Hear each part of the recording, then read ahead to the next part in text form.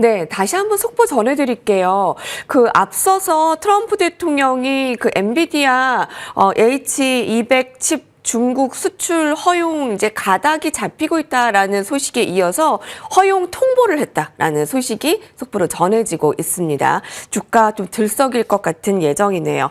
자, 한국 MSCI 지수 추종 ETF도 살펴보겠습니다. 오늘 EWI와 코르는 이제 플러스권이고요. 오늘 국내 증시 출발을 좀 이렇게 예상해 볼 수 있겠네요.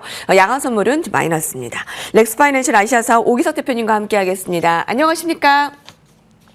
네, 안녕하세요. 오기석입니다. 미국의 경제가 K자형 양극화가 심화되고 있다고 하는데 트럼프 대통령의 리더십이 시험대에 올라와 있습니다.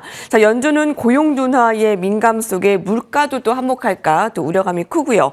물가와 고용 또 다시 초점이 맞춰지고 있습니다. 다음 주에 또 고용 발표도 예정되어 있는데요. 네, 지금 미국 같은 경우 경제 상황이 완전히 너무 좋다라고 하기엔 좀 어려운 그런 상황인 것 같습니다. 지금 고용도 둔화가 되고 물가가 상승이 되는 약간 K자형 양극화 뚜렷하게 나타나고 있는데 트럼프가 지금까지 경제 성과라고 굉장히 크게 이제 발표가 다녔던 관세 관련 협상이 지금 오히려 정치적 부담으로 지금 다가오고 있는 그런 상황입니다. 현재 트럼프 대통령의 지지율이 약 42% 정도까지 지금 내려왔거든요. 비호감도의 경우는 54%까지 올라오면서 공화당 내부에서 현재 지금 트럼프 대통령에 대한 압박이 어느 정도 들어가고 있는 그런 상황이다라고 보아도 과언이 아니다라고 얘기 드릴 수 있을 것 같고요. 아무래도 지금 인플레이션이 쉽게 잡히지 않고 있는 그런 상황이 일부에서는 관세에서 왔다라고 일반적으로는 평가를 하고 있기 때문에 이런 경제 운용 관련해서 이제 불만들이 많이 발생을 하고 이런 것들이 지금 지지율 하락에 영향을 미치고 있다라고 평가를 받고 있습니다. 아무래도 이제 수입 물가가 계속 상승하다 보니 유권자들의 불만이 지속이 되는 게 현재 가장 큰 이슈다라고 평가를 할 수 있을 것 같은데요. 지금 인플레이션 같은 경우는 3%를 계속 이제 넘나들고 있는 상황이고, 페드가 목표로 하는 2%까지는 쉽게 잡히기 너무 어려운 그런 상황이다라는 그런 부분이 있고, 여기 사실 고용 관련 데이터 역시도 지금 녹록지만은 않습니다. 최근 들어서 여러 가지 빅테크 기업들이 AI 투자 관련한 다양한 이유들로 인해서 대형 지금 해고를 지금 미국에서 단행을 하고 있는데 이런 여러 가지 좀 불안감들이 동시에 복합적으로 지금 작용을 하면서 특히 이제 지금 저소득층의 임금 증가 속도 같은 경우도 고소득층보다 둔화된다라는 발표가 지금 노동부에서 나오고 있는데 이런 전반적인 지금 상황들이 트럼프 행정부에 대해서 뭔가 구체적인 물가 대응 방안이 나오지 않는다라고 하면 지금 지지율이 계속 하락할 수 있는 그런 조금 진퇴양난적인 어려운 그런 상황을 만들고 있는 그런 순간입니다. 네. 최근에 ETF 흐름을 보면 대형주도 좋지만 중소형주 쪽이 조금 더 또 치고 올라온다라고 하는데요. 간밤에 뉴욕 증시 흐름을 봐도 3대 지수는 좀 주춤했는데 예, 또 관련한 또 중소형주들은 오늘 좀 상승을 보였습니다. 주목해볼 ETF는 어떤 것들이 있을까요?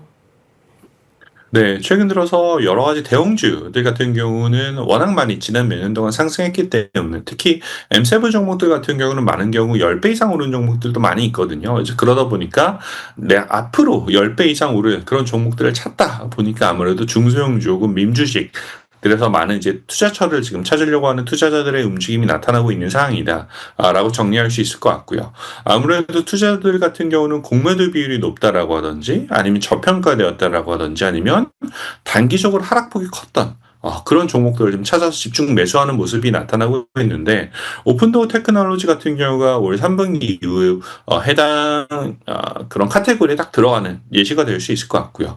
최근에는 사실 비트마인 톱니가 지금 회장으로 있는 비트마인 테크놀로지 같은 경우도 지금 국내 투자자들이 굉장히 많이 지금 투자를 하고 있는 그런 모습이 보이고 있어서 아무래도 현재 지금 12월 산타레일 직전까지 들어온 상황에서는 투자자들이 단기 하락 종목 혹은 저평가 종목을 찾아서 가는 그런 모습을 좀 보이고 있습니다. 다만 지금 민주식 같은 경우는 개별 종목으로 투자하게 되면 워낙 사실 이제 변동성이 크기 때문에 최근에 이제 미국 운용사 중에 한 곳에서 나온 미미라는 티커, MEM이라는 티커를 바탕으로 상품이 만들어지기로 했는데 이런 티커를 ETF 티커를 참고하실 수 있을 것 같고요. 다만 이거보다 더 좋은 거는 아무래도 밈주식들 같은 경우는 단기적인 등락이 급격하게 발생할 수 있기 때문에 여전히 포트폴리오 안에서는 너무 많은 투자를 하는 것보다는 뭐 10%에서 20% 내외 정도만 투자하시는 게 좋지 않을까라는 그런 조언도 같이 드리고 싶습니다. 예. 자, 엔비디아가 이제 중국에 수출 허용이 되면서 엔비디아 더 잘 나갈 것 같은데, 사실 최근에는 또 엔비디아 중국판이라고 또 얘기를 하는, 자체 칩을, 좀 새롭게 선보이는 그런 종목들, 중국의 기술주의 잠재력을 보여줬습니다. 엔비디아 출신이 창업한 중국 AI 칩 업체 무어스레드가 상장 첫날 주가 폭등했잖아요. 앞으로의 좀 향방 어떻게 볼 수 있을까요? 또 반면에 소프트뱅크는 또 계속 또 주가가 또 약세고 또 엇갈리는 흐름을 좀 짚어주세요.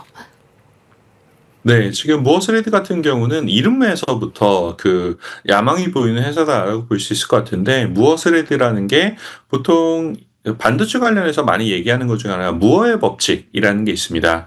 그 2년마다 그 계속 이제 반도체의 그 성능이 급격하게 상승한다라는 이제 그런 거를 이제 보여주는 무어의 법칙이 전설적인 미국의 IBM의 그 반도체 제작사의 그 이름을 따서 지금 만든 거여서 글로벌 지금 반도체 시장에서 경쟁하겠다라는 강력한 지금 그 메시지를 담고 있는 회사이고요.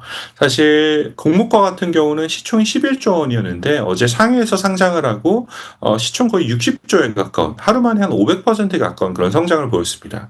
이렇게 급등하는 모습이 보이다 보니 제 개인적인 생각으로는 아무래도 이러한 이유 때문에 지금 트럼프 대통령이 엔비디아의 수출 허가를 대중국 수출 허가를 다시 내준 것이 아닌가라는 그런 생각을 하는데, 아무래도 장기적으로는 미국 주식 시장에 위협으로 작용할 수 있다라고 생각을 하고 있고요. 올 초에도 딥시크 사건이 있었던 것처럼 엔비디아, 브로드컴 주가가 급락을 했던 그런 모습 보였는데, 이런 무어스레드 혹은 다양한 지금 중국 내 여러 가지 기업들이 상장이 된다라고 하면 미국에 있는 기술주들이 재평가될 가능성이 있고, 다만 투자자들 입장에서는 투자 기회 역시도 존재를 한다라고 볼 수가 있습니다. 지금 2026년 많은 자산운용사들이 탑픽으로 꼽는 그 지역 중에 하나가 중국, 그리고 이머징 마켓, 한국을 포함하는 이머징 마켓인데, 지금 미중 무역 갈등에 저평가되어 있는 아시아, 중국 주식들 같은 경우는 재평가될 기회가 있다라고 생각하고 있고요.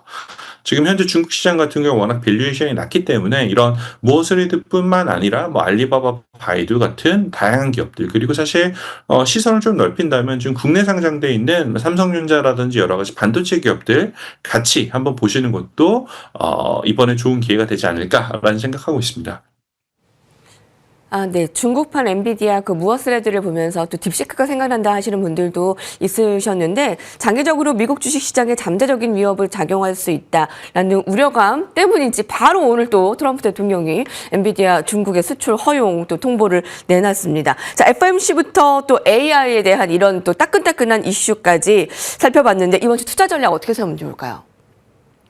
네, 이번 주에는 지금 가장 크게 기다리고 있는 게 오라클 그리고 브로드컴의 실적 발표를 지금 기다리고 있거든요.